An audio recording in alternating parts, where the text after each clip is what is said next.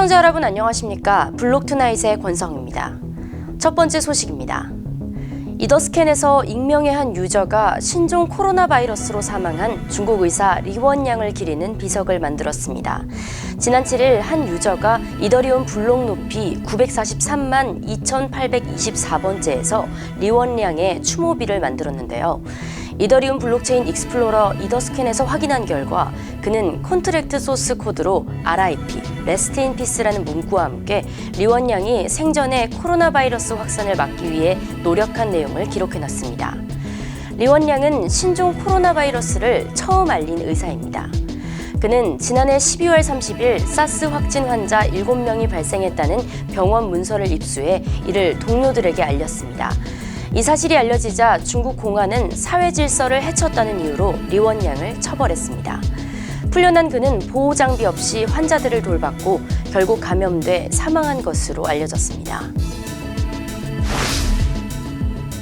의료시장에서 발생하는 병원과 환자 간의 정보 비대칭 문제를 해소할 프로젝트가 나옵니다.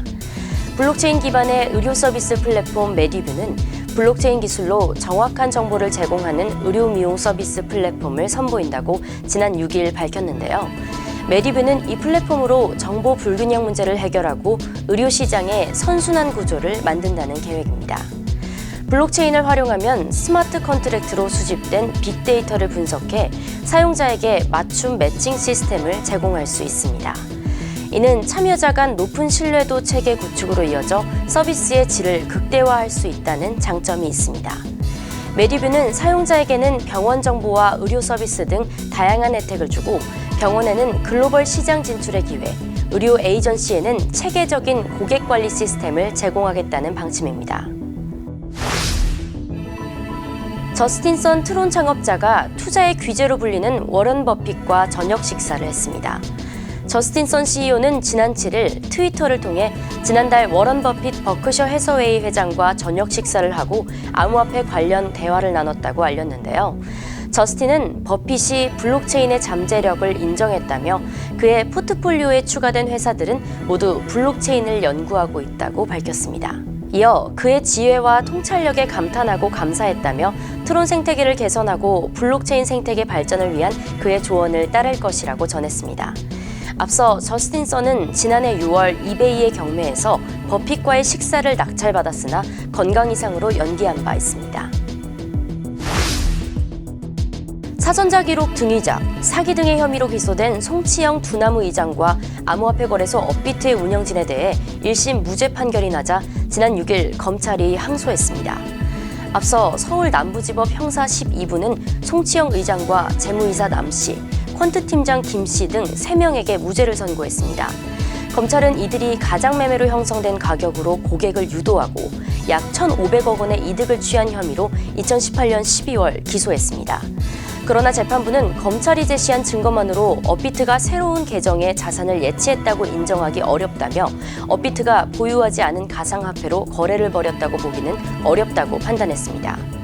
또한 현행 법령상 거래소의 거래 참여 자체가 금지된다고 볼 수 없고 거래소 측이 거래에 참여한다는 사실을 고지할 법률상 의무가 있다고 보기는 어렵다고 했습니다. 검찰은 업비트 측이 만든 가짜 거래, 자전 거래가 암호화폐 거래를 유도했다는 부분을 입증하기 위해 총력을 기울일 것으로 보입니다. 마스터카드가 페이스북의 암호화폐 프로젝트 리브라 협회에서 탈퇴한 이유를 밝혔습니다. 지난 4일 아자이 방가 마스터카드의 CEO는 지난해 10월 마스터카드의 리브라 협회 탈퇴와 관련해 리브라의 수입 창출 방법이 이해가 가지 않고 규제 리스크가 있다고 판단했다고 했습니다. 그는 페이스북의 디지털 자산인 리브라를 독점적인 월렛인 칼 리브라에 연결하자는 주장이 협회 멤버들 사이에서 나왔다며 금융 포용성을 가치로 내걸며 이타적인 아이디어를 밝힌 프로젝트와는 맞지 않는다고 생각한다고 전했습니다. 이어 고객 신원 확인 KYC나 자금 세탁 방지 AML, 데이터 관리 문제 등 투명성 문제도 있다고 덧붙였습니다. 비즈니스 모델도 문제 삼았습니다.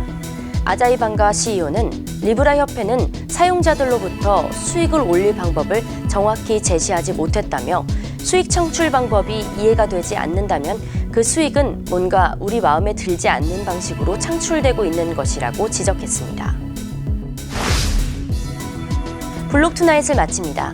시청해주신 여러분 감사합니다.